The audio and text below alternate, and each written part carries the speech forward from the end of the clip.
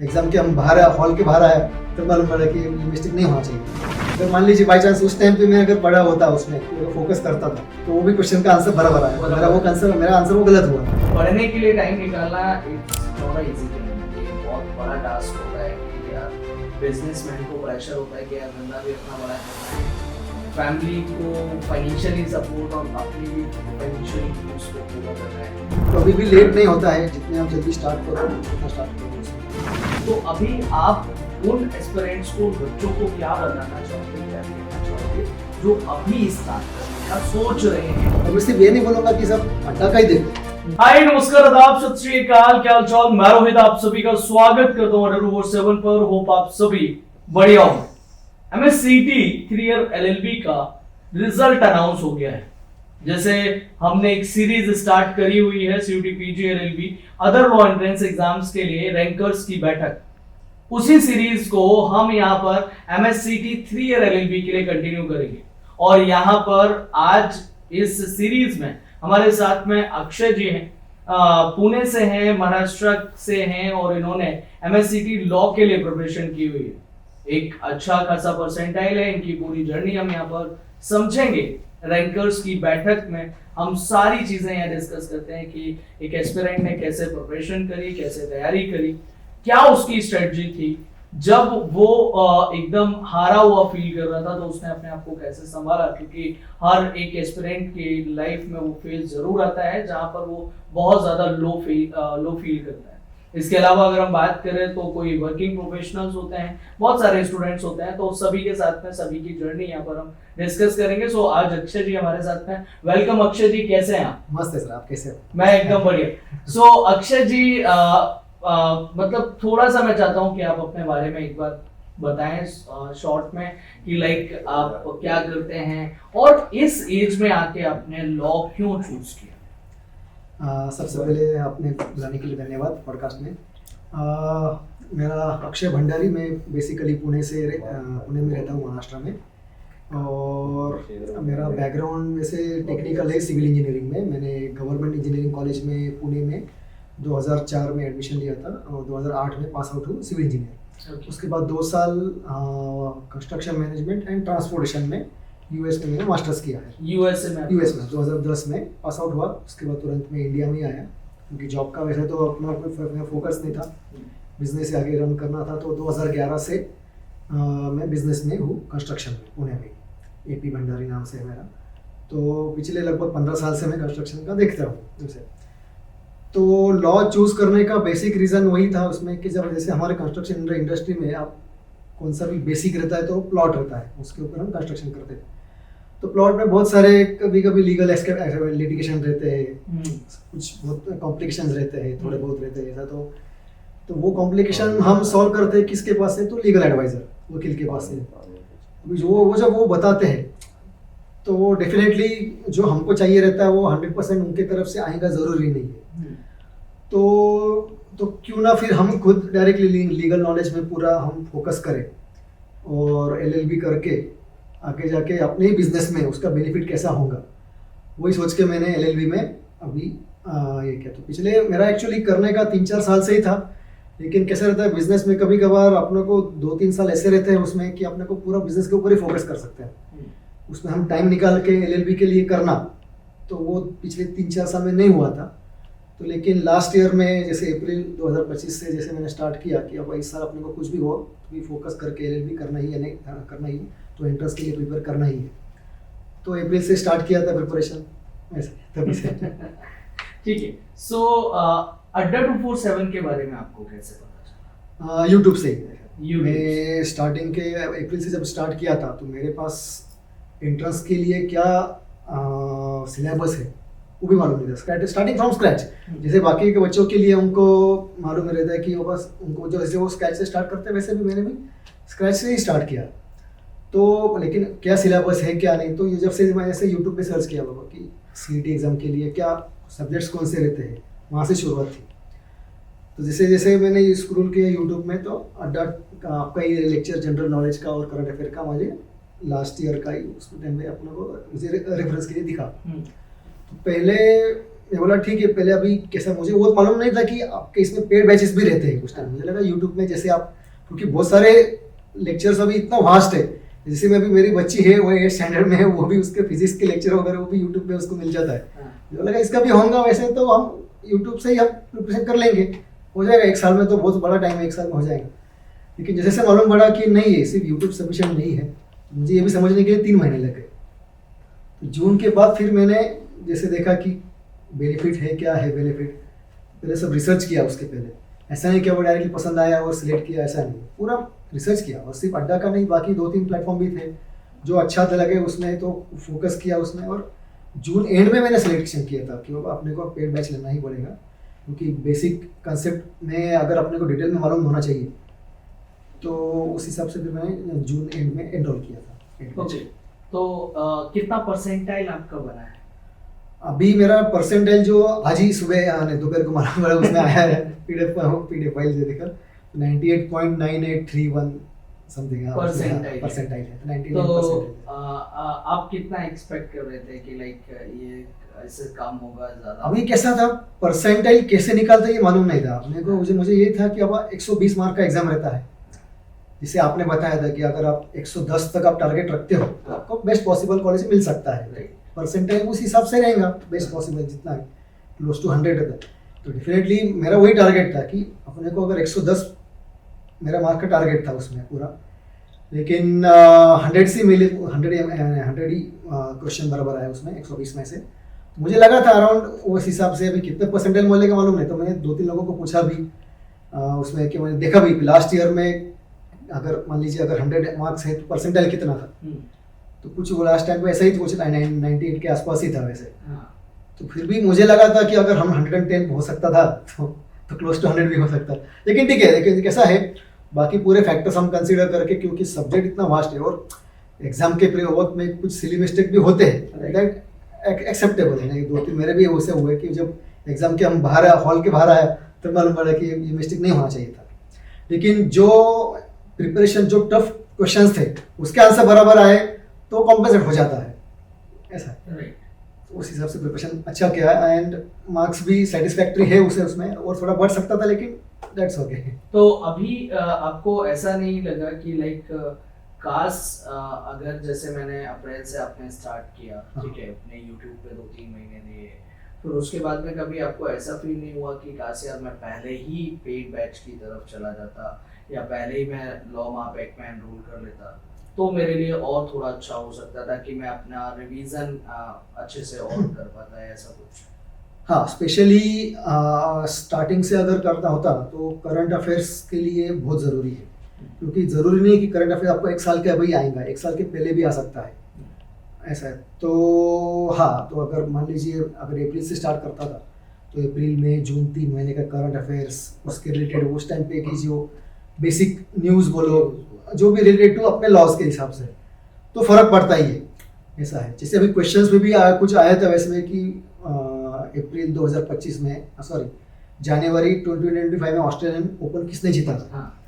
हमने को जनवरी 26 का मालूम था कि किसने, कार्लोस अल्काराज ने जीता था, लेकिन लास्ट ईयर का जेनिक सिनर ने जीता था, वो कंफ्यूजन हो गया था। अगर मान लीजिए बाई चांस उस टाइम पे मैं अगर पढ़ा होता उसमें, कि अगर फोकस करता था, तो वो भी क्वेश्चन का आंसर बराबर आया था।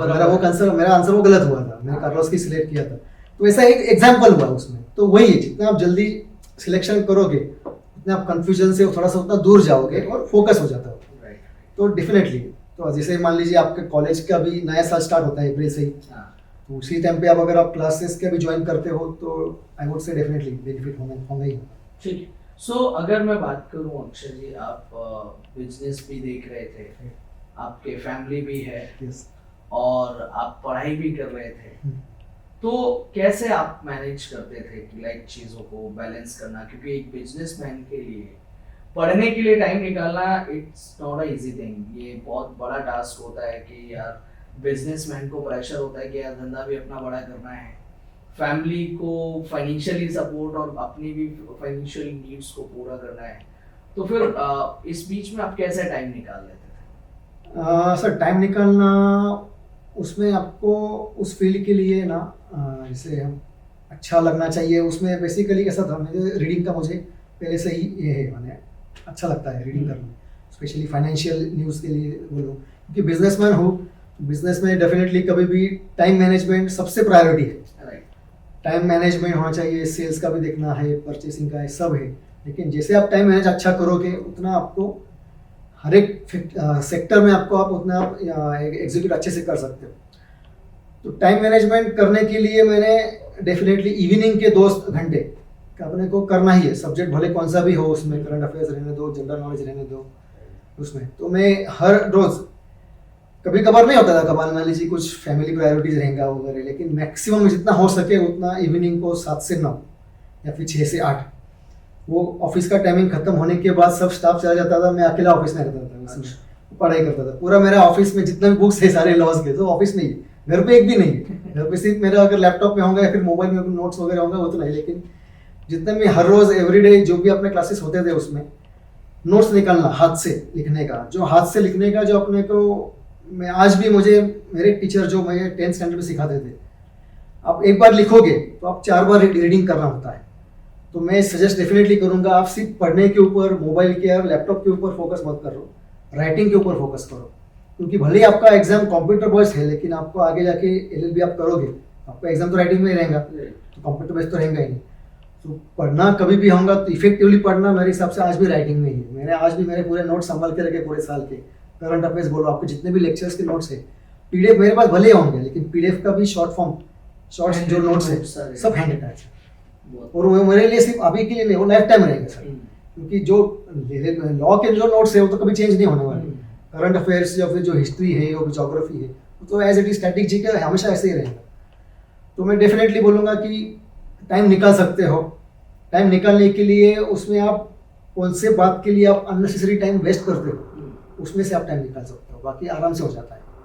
तो अक्षय जी, कभी ऐसा नहीं हुआ फैमिली में कि लाइक एक इस एज में आ गए अपन, है ना, और उस एज पे आने के बाद बच्चे भी पढ़ रहे हैं और पापा भी पढ़ रहे हैं, तो कभी ऐसा हुआ कि बच्चों ने कभी कुछ ऐसा कुछ कहा हो आपको? नहीं, उसमें पॉजिटिव इम्पैक्ट होता है सर डेफिनेटली, कि अगर मान लीजिए मेरा बच्चा पढ़ रहा है, अगर उसको लगे, उसको जब लगता है कि पापा भी पढ़ रहे हैं, तो पापा भी इतना फोकस कर रहे हैं तो हमने भी करना चाहिए सर। ये पॉजिटिव इम्पैक्ट बच्चों के ऊपर होता है सर। मेरी लड़की भी कैसे, अभी वो 8th स्टैंडर्ड में है, वो तो पढ़ा, लड़कियां मैं बोलूँगा लड़कियां सर पढ़ा को होती है, उनके ऊपर वो फोकस जब रहती है ना, लड़के थोड़े से हमारे जैसे रहते हैं ना, वो बाइफरकेट है, ज़्यादा ऐसा अलग अलग जगह पे फोकस एक होता था, एक जगह पे कभी फोकस नहीं हो पाते। तो लड़का को भी उसको अच्छा लगा। बेसिकली मुझे सबसे ज़्यादा सपोर्ट किया मेरे वाइफ ने।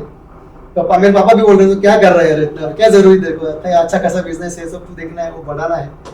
लेकिन नहीं सर, मुझे लगा कि नहीं, पढ़ने के लिए कुछ उम्र नहीं होती। सिर्फ मैं वो नहीं हूँ यहाँ पे कि मेरा भी एज 39 है, लेकिन कुछ मैंने ये भी देखा है सर, 60, 62, 65 एज के भी। राजेश जी का मैंने, हाँ राइट, आपने उदाहरण दिया होगा। तो भी अगर वो पढ़ सकते हैं। लास्ट ईयर एक स्टूडेंट थी मीना शर्मा, राइट, उनका मैंने क्लास में गई एक बार वो कराया था, राइट। तो मीना शर्मा की एज 50+, यस सर, एंड वो 4th स्टेज कैंसर से जूझ रही थी, और हाँ, और उन्होंने फिर भी फाइट किया। Now she is in GLC and वो अभी पढ़ रही है GLC। तो वो ड्रीम कॉलेज होता है लोगों का, तो वो मेहनत करके उस स्टेज से निकल गया ना, ये एक अपने आप में डेडिकेटेड, वो जो डेडिकेशन आता है वो दिखाता है। तो इससे तो मैं पर्सनली यही बोलूँगा कि जो बाकी के बच्चे देखते हैं उनको और ज़्यादा जो है इससे मोटिवेशन मिलना चाहिए, इसमें और ज़्यादा उनको डेडिकेटेडली लगना चाहिए कि पुराने प्लेयर्स फील्ड में आ रहे हैं। एक बच्चे का कमेंट भी आ रहा था कि इतने मैच्योर लोग अगर फ्लो में आएंगे तो डेफिनेटली वो टॉप तो करेंगे, लेकिन ऐसे चीजों में टाइम निकालना बहुत टफ टास्क होता है। सो दैट्स व्हाई मैंने आपसे पूछा भी था। तो 4 सब्जेक्ट थे आपके 3 ईयर LLB में, इंग्लिश, GK और रीजनिंग और आपका लीगल। तो आपको ऐसा सब्जेक्ट कौन सा था जो बहुत ज्यादा आपका स्ट्रॉन्ग था, और ऐसा सब्जेक्ट कौन सा था जिसमें आपको या तो वीक बोल दें या फिर इंटरेस्ट बहुत कम था?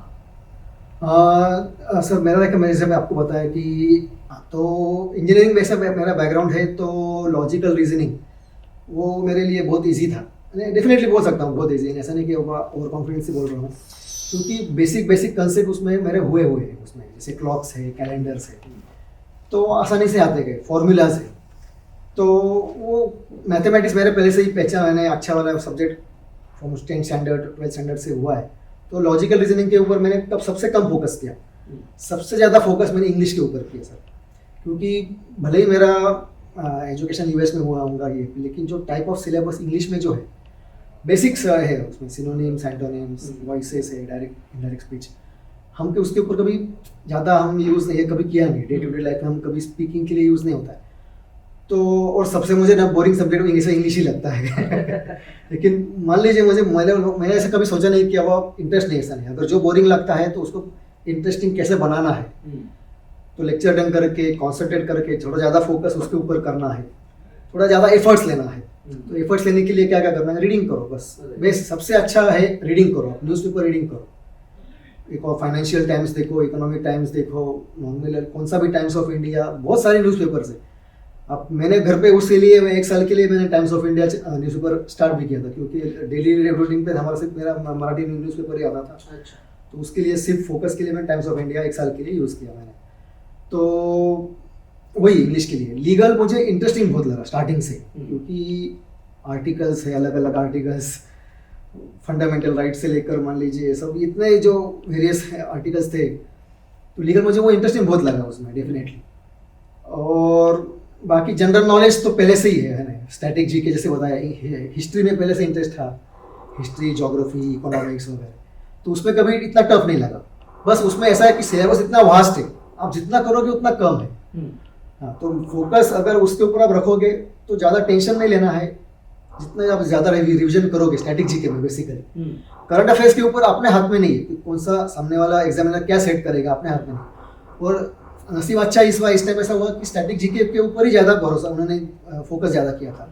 करंट अफेयर्स के ऊपर हार्डली 2-3 क्वेश्चन ही आए थे। तो मैं वही बोलूँगा, जो आपका सब्जेक्ट आपका ऊपर स्ट्रांग है, आपको उसमें सिर्फ आपको रिविजन करो, जो थोड़ा वीक है उसके ऊपर ज़्यादा फोकस करो। ऐसा नहीं बोलना है कि मुझे ये पसंद ही नहीं तो नहीं करना है, ऐसा नहीं, क्योंकि चारों सब्जेक्ट के लिए इक्वल वेटेज है ऑलमोस्ट, ठीक है, 40-24 मार्क्स वगैरह, लेकिन एक एक मार्क्स इंपॉर्टेंट है, क्योंकि परसेंटेज उसके ऊपर ही पूरा डिपेंड है। ओके, तो कितना टाइम आप देते थे इन चारों सब्जेक्ट को, डेली देखते थे या फिर आपने डिवाइड किया हुआ था डिवाइस, या क्या आपका प्लान रहता था? वीकली डिवाइड करता था मैं। वीकली डिवाइड, आपने कैसे वीकली डिवाइड किया था इसको? जैसे महीने में 4 वीक रहते हैं, हाँ, उसमें 4 वीक को 4 सब्जेक्ट मिले, 4 सब्जेक्ट, यस। एक वीक में एक ही सब्जेक्ट, एक वीक में 2-2 घंटे आप एक ही सब्जेक्ट के ऊपर फोकस करो। भले लेक्चर आपके रोज रहते थे अलग इसमें, लेकिन जो लेक्चर्स अगर रोज रहते हैं तो उसमें शॉर्ट नोट्स हम बाद में तो उसको आप रिकॉर्डिंग लेते थे। यस, कभी कभार क्या होता है सर, बिजनेस के विषय में मेरी क्लास में तो आप हमेशा लाइव मिलते थे, क्योंकि आपका लेक्चर नाइट में था सर। नाइट में था। बाकी के इंग्लिश के बोलो या फिर लीगल के लेक्चर दोपहर को या मॉर्निंग टाइम में थे, तो वो मैं हार्डली कभी मैं लाइव लेक्चर अटेंड कर पाया। उसमें उसके सारे रिकॉर्डिंग लेक्चर ही करता था। अगर कोई प्रॉब्लम होगा तो नोट्स निकाल के प्रॉब्लम ईमेल या फिर व्हाट्सअप कर देता मैम को या फिर सर को आपको। तो आपके इसमें लीगल क्यों आपको लाइव क्यों होता था, क्योंकि आपके लेक्चर ऑलमोस्ट मैं शाम को 5 से 6 या रात को 8 से 9 बजे वही टाइमिंग आपका था। तो वो मुझे ईजी था, क्योंकि 4 बजे के बाद मैं फ्री हो जाता था। मुझे सुबह का मॉर्निंग 9:30 से लेकर 2:30 बजे तक पूरा पैक है, क्योंकि काम इतना रहता है सर, अलग अलग फील्ड के साइड के ऊपर जाना है, ऑफिस का देखना है, बाकी के कुछ लीगल एस्पेक्ट रहते हैं, टेक्निकल सब देखना है, तो बिजनेस में वो पार्ट रहता है। तो मैं सुबह के इसमें मैं हार्डली कभी अटेंड कर पाया हूँगा। सैटरडे कभी कभी छुट्टी जब रहता है तो सैटरडे को फिर पूरा लेक्चर हो पाता था, लेकिन फोकस अगर करना है तो वीकली फॉर ईच सब्जेक्ट को मैं प्रायोरिटी करता था उसमें।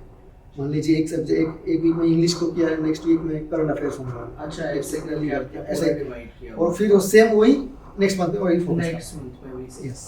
तो जैसे अभी हमारी बात हो रही थी तो आपने बताया था कि आपने पूरे सिलेबस को 4 बार रिवाइज किया। यस, ये सही है? सही है। तो 4 बार आपने कैसे किया था? एक बार आपने पूरा कंप्लीट पढ़ लिया, फिर आप रिवीजन के उस पे आए, तो फिर आपने रिवीजन वैसे ही करके किया, वीकली करके? वीकली। अच्छा, पूरा आपने प्लान पहले से ही बना रखा था और उसको आपने 4 बार रिवाइज किया? 4 बार। और उसके बाद में आप जो है ये स्कोर लाने के लिए बोलो। Yes, great. तो लाइक फिर अब हम आ जाते हैं कि जो मॉक टेस्ट होते हैं, तो आपने टोटल कितने लगाए? लगभग सर अड्डा के मैंने लगभग 9 मॉक टेस्ट दिए थे मैंने उसमें, और जो CET की पोर्टल है उसमें जो 6 एग्जाम के लिए वो परचेस किया था, तो वो 6 भी चाहिए थे, तो लगभग 14 से 15 मॉक टेस्ट किया था। तो उतना सफिशिएंट सबसे लोएस्ट स्कोर किस मॉक में था और कितना था? अड्डा का ही था उसमें। एक मॉक ऐसा था, बहुत टफ था सर, उसमें लगभग मेरे 75 मार्क्स ही आए थे आफ्टर 120 में से 75 तो थोड़ा कॉन्फिडेंस लो होता है सर उसमें, यार बहुत कम आए। लेकिन जब देखा कि वहाँ रियली टफ था एक्चुअली, उसके बाद जब मॉक के लिए उसमें कौन से अपने मार्क कहाँ पे गलत हुआ है, हम जब फोकस करते तो उसका जब हम सर्च करते कि इसका आंसर क्या है, तो सर्च करने के लिए जब टाइम लगा तो हाँ भाई ये रियली क्वेश्चन ही टफ था उसमें, तो वो था। लेकिन हाईएस्ट वैसे 75 से लेकर जैसे बढ़ते बढ़ते गया उसमें, तो लास्ट कुछ 111 आया था मेरा, 111 ये मेरा हाईएस्ट था सर। ऐसा कौन सा मॉक नहीं गया कि आउट ऑफ तो मुश्किल रहता है, आप फोकस करते हो, कभी कभी क्या रहता है जैसे से आप मॉक देते जाते हो तो कॉन्फिडेंस आता है। तो मॉक लगाना जरूरी है 100% सर, डेफिनेटली। मैं क्योंकि जनरली बच्चे क्या करते हैं कि मॉक को स्किप कर देते हैं। नहीं, जितना आप एग्जाम के लिए तैयारी करते हो, रिवीजन करते हो, तो लास्ट के 15 दिन, फिर 15 दिन नहीं हुआ आपको पॉसिबल तो लास्ट के 10 दिन तो भी मॉक टेस्ट के ऊपर आपको देना ही देना है। सुबह एक दे दो, शाम को एक दे दो, पूरा फोकस करो उसमें क्या गलतियां होती है वो वापस रिवाइज करो। तो जैसे मैंने आपको बताया 4 रिवीजन मैंने कैसे किया, मॉक और रिवीजन बीच में साइमल्टेनियसली करते गए।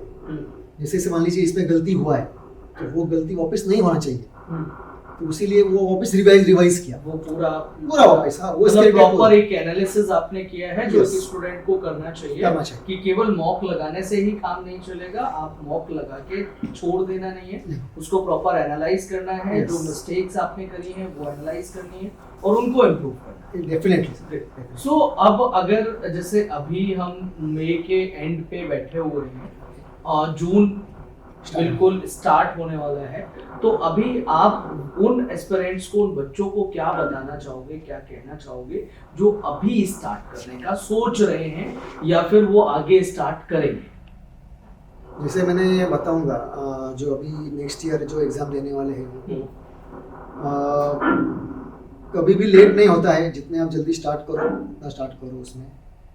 और डेली मैं बोलूँगा थोड़ा बहुत होगा, आपको डेली स्टडी करना है, कंसिस्टेंसी चाहिए ही चाहिए, क्योंकि वही मंत्र है, बाकी कोई नहीं। जो भी सक्सेसफुल हुए हैं दुनिया में, जो भी वो कंसिस्टेंट की वजह से ही हुआ है। एक रात में कोई सक्सेस कभी नहीं होता है। आपने अब चलो अब मैं लास्ट 8 दिन में प्रिपरेशन करूंगा तो अच्छे मार्क्स आएंगे, अगर आपके आए तो वो फ्लूक ही होंगे, क्योंकि आप 10 में से अगर 8 बार एग्जाम दोगे, उसमें 10 में से 10 दोगे तो 8 बार ही आपको कम ही मार्क्स आएंगे, 2 बार ही फ्लूक से आगे आएंगे। तो कंसिस्टेंसी इज नेसेसरी डेफिनेटली। आप एवरीडे फोकस करो, कभी कभार नहीं हुआ तो वो टाइम मैनेजमेंट आप आगे कंसिस्टेंटली आगे भर के निकालो। तो मैं वही कहना चाहूँगा, कंसिस्टेंसी इज इम्पोर्टेंट। एवरीडे आप मैनेजमेंट करो, कौन से सब्जेक्ट के लिए आपको तकलीफ हो रही है, उसमें आपको हार्ड जा रहा है तो आप उसके ऊपर फोकस करो। तो स्टार्ट कैसे करना चाहिए इनको? यूट्यूब से, जैसे अभी ये हमारा वीडियो देख रहे हैं हाँ, तो आप क्या सजेस्ट करेंगे कि यूट्यूब से करना चाहिए या फिर डायरेक्ट पेड बैच में अभी जाके कर लो तो ज़्यादा बेटर? मैं डेफिनेटली बोलूँगा पहले आप यूट्यूब के लेक्चर आप देखो, उसमें सर ने आपने कैसा सिखाया है, कौन से टॉपिक लिए, सिलेबस लिया है, कौन सा लिया है, करंट अफेयर्स के कौन सा लिया है, इंग्लिश का है, क्योंकि हर एक लेक्चर के आपको यूट्यूब के पास टाइप ऑफ वीडियोस हैं, बहुत सारे हैं। आप उसमें से आप देखो आपको कौन सा अच्छा लगा, उसमें आप देखो, उसमें सब रिवाइज करो उसमें। और मैं सिर्फ ये नहीं बोलूँगा कि सब अड्डा का ही देखो, आपको जो भी आप कंपेयर करो। आप रिसर्च करना चाह रहे हो कि आप मेरी बात मत मानो, आप कंपेयर कर लो, रिसर्च कर लो। मैंने तो किया है टाइम वेस्ट, लेकिन आपको डायरेक्टली नहीं बोलूंगा, नहीं तो आप कहोगे कि नहीं, टाइम वेस्ट का ऐसा नहीं रहता सर। कभी भी कौन सी भी चीज चालू करने के लिए नहीं, एक्चुअली जो बच्चों का जो 2 महीने का जो गैप चला जाता है उसकी बात है। हाँ राइट, तो हाँ बराबर, जितने आप जल्दी करोगे, क्योंकि एग्जाम ये अप्रैल में रहने वाला है, ये फिक्स है। और आपको 1 साल प्रिपरेशन यानी मोर देन सफिशिएंट है। 1 साल में ऐसा नहीं बोलूँगा बहुत कम है, it is more than sufficient आप अगर आप स्टडी करोगे। लेकिन आप अगर मान लीजिए अभी तक आपने स्टार्ट नहीं किया है तो जल्दी स्टार्ट करो, और दो महीने का बैकलॉग है वो भर के निकालना है। भर के निकालने के लिए फिर आपको स्टडी करना ही है। पहले आप यूट्यूब से स्टार्ट करो, 8-10 दिन 15 दिन पूरे उसके ऊपर फोकस करो, उसके बाद आपको जो बैच लेना है उसमें आप फोकस करो। और ऐसा नहीं किसी पढ़ा का, आप 2-3 जगह पे सही इंक्वायरी बात। करके देखो क्या है क्या नहीं, कौन कैसे सिखाते आपको यूट्यूब में पता चल जाता है। हम्म, ऐसा नहीं कि वो पेड बैच में कोई आपने अलग सिखाया और यूट्यूब में अलग Right. सिखाया, ऐसा कभी होता ही नहीं, Right. क्योंकि आदमी का नेचर पता चल जाता है उसमें, सिखाने का तरीका बोलो या फिर, तो डेफिनेटली आई वुड प्रेफर कि आप जितनी जल्दी से शुरुआत करो। कभी भी अगर आज नहीं हुआ तो हाँ, अगर कल नहीं किया तो आज अभी से स्टार्ट करो, ऐसा मैं definitely tomorrow is never coming, tomorrow is never ending. कल कभी आता ही नहीं है, कल कभी आता है ना, जो कल गया है वापस आने वाला नहीं। बिल्कुल। Yes. सो इसके अलावा अक्षय जी अगर मैं बात करूँ तो महाराष्ट्र वाले स्टूडेंट्स, इवन दो सभी स्टूडेंट्स हमें देख रहे हैं, स्पेशली मैं चाहता हूँ कि आप मराठी में महाराष्ट्र वाले स्टूडेंट को कुछ बताएं कि अड्डा ने कैसे आपको हेल्प किया और अड्डा की टीम ने आपको कैसे हेल्प किया, वो सारी चीज़ें। सर्व महाराष्ट्रामधल्या मुलांना जे आत्ता LLB ची तयारी करत आहेत, 5 इयर असून द्या किंवा 3 इयरची असून द्या, त्यांना मी नक्की हे सांगू इच्छितो की सुरुवात करण्यासाठी योग्य वेळ अशी कुठली नसते। आज आत्तापासून तुम्ही सुरुवात केली तरच तुम्हाला हळूहळू सिलेबस तुम्हाला कव्हर करता येतो, एक्झामची तयारी करता येते आणि आत्मविश्वास वाढतो। आणि हे करत असतानाच शेवटी क्लास लावणं हे काच आवश्यक आहे, कारण की कॉलेजमध्ये किंवा रेग्युलर आपल्या शाळेमध्ये हे शिकवलं जात नाही, आपल्याला क्लासेसची आवश्यकता ही पडतेच। त्याच्यामुळे फोकस करताना मी नक्की सांगू इच्छितो याच्यामध्ये की तुम्ही तयारी चालू करा, यूट्यूबचे लेक्चर बघा सरांचे, आणि मग तुम्ही पेड बॅचला प्रेफरन्स द्या। पेड बॅच असल्याशिवाय तुम्हाला तुमचे जे बेसिक्स आहेत ते क्लिअर कधी होत नाही, कारण की जे तुम्हाला यूट्यूबवर आहेत ते लिमिटेड असतं शेवटी, कारण की त्याच्यामध्ये सुद्धा टाईमची रिस्ट्रिक्शन असतात, यूट्यूबवर किती वेळ देणार, कारण की सरांना बाकीचं बघायचं असतं। पेड बॅचमध्ये नक्की हा बेनिफिट होतोच येतो, आणि आपल्याला असलेले डाऊट्स हे क्लिअर केले जातात लवकरात लवकर, प्रायोरिटी असते त्याच्यामध्ये। तर तयारीपासून आत्तापासून तुम्ही स्टार्ट करा, आणि नक्की सर जसं जसं म्हणतात आहे की पेड बॅच नक्कीच तुम्ही घेऊन तुम्हालाच बेनिफिट होणार आहे, कारण की शेवटी एक एक मार्क हा फार इम्पॉर्टंट आहे, कॉम्पिटिशन ही जबरदस्त आहे। आणि LLB असं आहे याच्यामध्ये की कोणीही, फक्त कॉलेजमधले नाही तर आता जसं माझ्यासारखे बिझनेसमॅन म्हणा किंवा कुठलेही एज क्रायटेरिया ह्याच्यामध्ये काही नसतं, तुम्हाला कॉम्पिटिशन सगळ्यात जास्त आहे। बाकीच्या एक्झाममध्ये तुम्हाला एजचं रिस्ट्रिक्शन असतं, तुम्ही प्रत्येक एक्झाम देऊ शकत नाही, पण LLB अशी एक्झाम आहे की सगळ्या एज क्रायटेरियाचे ॲस्पिरंट असतात त्याच्यामध्ये, त्याच्यामुळे कॉम्पिटिशन जास्त असते, त्याच्यामुळे तयारी ही करावी लागते आणि फोकस करावं लागतं। त्याच्यामुळे मी नक्की म्हणेल की तुम्ही सुरुवात आत्तापासून करा, वेळ गेलेली नाही आहे। जसं मी म्हटलं की मी सुद्धा म्हणजे जॉईन करताना मी जून एंडला जॉईन केलं होतं, 3 महिने माझे तसे वाया गेले होते, मग कारण की माहिती नव्हतं, सांगणारं कोणी नव्हतं। त्याच्यामुळे मी नक्की आता तुम्हाला असं सांगेल की तुम्ही लवकर जॉईन करा आणि एक्झाममध्ये यशस्वी व्हा। सो इसके अलावा अगर हम बात करें तो आप अपना पूरा जो आपने तैयारी करी, जो आपका रिजल्ट आया, तो अब आगे आपने बताया कि आप बिजनेस के लिए ही अपने करेंगे, तो इस प्रिपरेशन में बाकी फैमिली का सपोर्ट और जनरली होता है, तो उसमें आप किसको क्या बोलेंगे? बाकी अगर ओवरऑल प्रिपरेशन में अगर हम अड्डा के लिए आपने बोल दिया, फैमिली के लिए आप अगर कुछ कहना चाहें तो मराठी ओके। सर्वप्रथम म्हणजे मी सांगू इच्छितो की मला माझ्या फॅमिलीनी, स्पेशली माझ्या बायकोने, मिसेसनी खूप सपोर्ट दिला मला। माझ्या अभ्यासामध्ये कधीही तिने म्हणजे असं म्हटलं नाही की तुम्ही का करतात आता, तिने काय मला हे केलं की तुम्हाला जे काय करायचं ते नक्कीच करा, पण करत असताना 100% फोकस करा, कारण की जे करायचं ते बेस्ट करायचं, ऑर्डिनरी आपल्याला किंवा मीडिया नाही राहायचं, आपल्याला जे पाहिजे बेस्ट पाहिजे। तिचाच मला सपोर्ट पूर्ण मिळाला। आई वडिलांचा सुरुवातीला ते नाही म्हणत होते की कशाला करतोय, काय गरज आता करण्याची, पण नाही, नंतर त्यांना मी जेव्हा समजून सांगितलं, कसं असतं शेवटी ना 2 पिढ्यांमध्ये वैचारिक मतभेद असते ह्याच्यामध्ये, तर आपलं काम असं आहे की आपल्या आई वडिलांना कन्व्हिन्स करणं कुठल्याही गोष्टीला, आणि पॉझिटिव्हरित्या कन्व्हिन्स करणं, आणि ते कन्व्हिन्स होतात शेवटी। मुलांच्या आवडीनिवडी त्यांना चांगलं वाटतं, शेवटी कोणाला नको आहे की आपले मुलं क्षेत्रामध्ये शिक्षणामध्ये असून, त्याच्यामुळे आई वडिलांचा सपोर्ट तर मी नक्की म्हणेल याच्यामध्ये, स्पेशली फॅमिली असण्याचा बेनिफिट ज्यांचं आता ते कॉलेज क्षेत्रामध्ये त्यांच्यामध्ये असलं ते दुसरं करिअर क्षेत्रामध्ये शिक्षण काही नाही नसून सुद्धा तुम्हाला बाकीचं लोड काहीच नाही, नक्की म्हणेल अभ्यास हा एकमेव फोकस बेनिफिट आहे। तुम्ही नक्की म्हणेल की आता ते कॉलेजमध्ये सुरुवात नक्की करा, आणि तुम्हाला फॅमिली बरोबर नक्कीच त्यांचा विश्वास मी नक्कीच, काही नाही नसून सुद्धा तुम्हाला बाकीचं लोड काहीच नाही, तुम्हाला फक्त अभ्यास हा एकमेव, तुम्ही नक्की म्हणेल की सारी चीजें शेअर करी सुरुवात नक्की करा होप आपको फॅमिली ये बरोबर नक्कीच त्यांचा विश्वास आहे नक्कीच. जितने भी अभी हमने यहाँ पे thank you so much Akshay sir ने अपनी पूरी जर्नी सारी चीजें शेयर करी यहाँ पे होप आपको ये सारी चीजें बेस्ट विशेस पूरी एसआरटी टीम की तरफ से आपको थैंक यू सो मच है ना हमारी पूरी टीम की तरफ से motivation and thank you so much for coming and और हमेशा 100% and Yes, sir. Best wishes Thank you, sir. Thank you so much. तरफ से